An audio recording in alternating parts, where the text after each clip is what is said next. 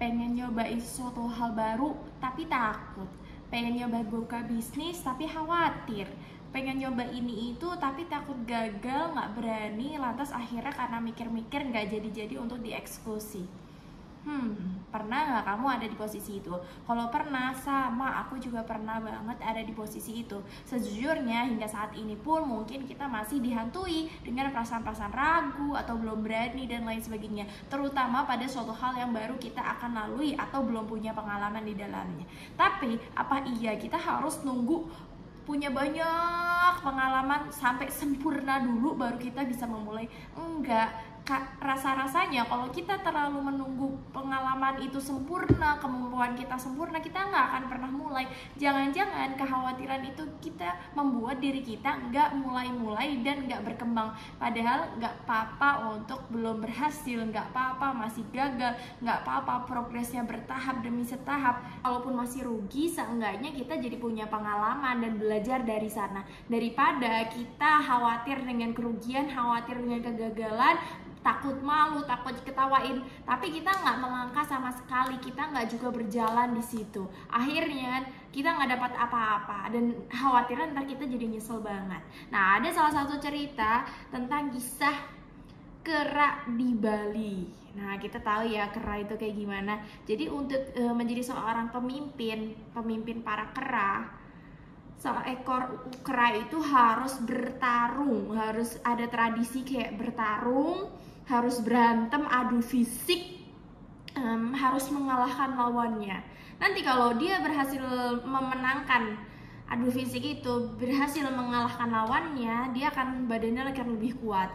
Kayak gitu terus sampai akhirnya dia memenangkan lawannya itu, dia jadi pemimpin. Nah, dari situ terus enzimnya itu tuh kayak berubah, fisiknya tuh mengalami perubahan, yaitu perubahan rambutnya memanjang dan juga memutih. Maksudnya di sini yang pembelajaran yang kita ambil adalah bahwa seorang pemimpin, seorang yang akan berjuang, seorang pejuang akan Allah titipkan enzim di tubuh kita. Jadi Allah pasti akan mampukan tubuh kita itu diciptakan sama Allah tuh ajaib ya, Masya Allah ya. Jadi kayak ada aja jalannya gitu, Allah akan kuatin. Nah, cuma kita mau nggak untuk memulai? Jadi aku mengajak diri aku pribadi dan juga kita semua dan juga kamu semua untuk yang penting jadi dulu, yang penting nyemplung dulu. Daripada kita latihan renang secara teori tapi kita nggak nyemplung kolam, daripada kita latihan teori menyetir tapi kita nggak pernah megang setir dan juga masuk ke mobil untuk belajar nyetir langsung gitu. Jadi maksudnya yang penting dicoba dulu. Memang kadang-kadang buat sebagian orang itu nggak mudah karena mungkin privilege-nya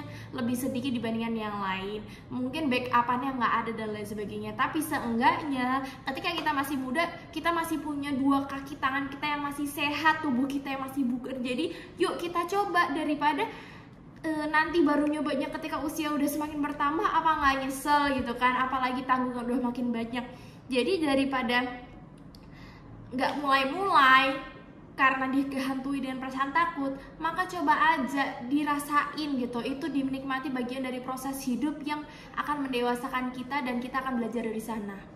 Kalau masih takut dan khawatir berlebihan, barangkali ada suatu hal yang harus kamu cek ke psikolog atau ke psikiater. Jadi kalau sampai mengganggu, sampai nggak bisa melangkah, mungkin ada sesuatu di masa lalu kamu yang belum pulih dan harus disembuhkan, harus dipulihkan dengan mencari bantuan ke profesional kayak gitu. Sebagai mahasiswi psikologi semester 6, barangkali itu advice dari aku ketika kamu memang takut berlebihan.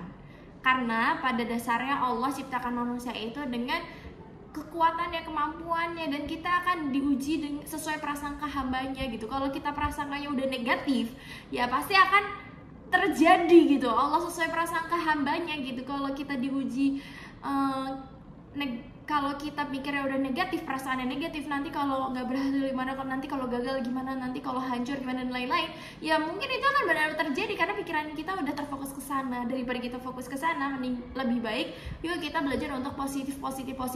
Kalaupun itu terjadi, itu bagian dari takdir yang perlu kita ridhoi di sana, dan kita akan belajar kebaikan yang melimpah dari Allah. Tugas kita adalah berusaha, tawakal, sisanya serahkan kepada Allah.